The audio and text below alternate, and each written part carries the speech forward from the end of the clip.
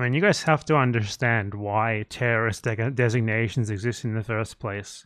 Why state lists of terrorist actors exist in the first place. It's to prevent, in the most direct way possible, such groups from receiving the support that they need to effectively resist. It's not to do with actual terrorism.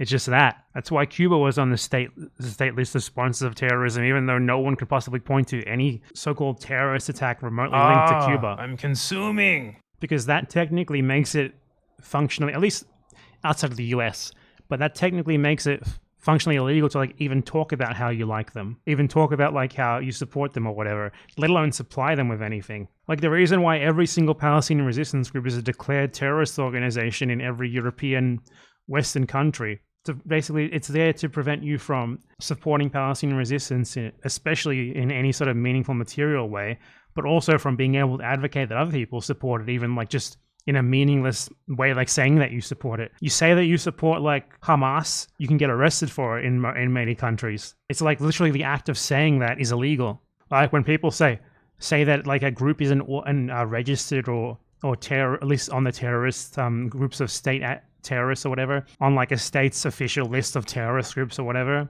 All that is like list of groups who fight against our geopolitical interests while not being a state. And then the states that do that will be on like the list of state sponsors of terrorism.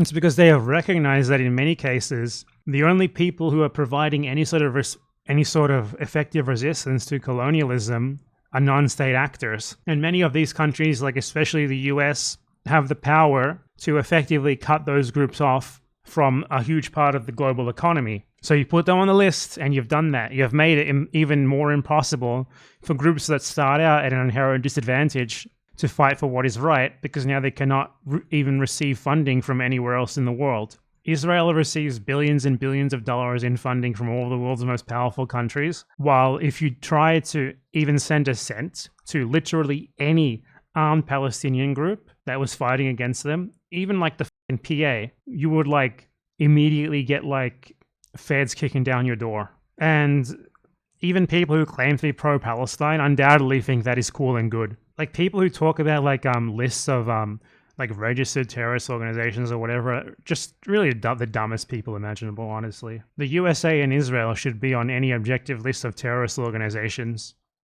right at the top.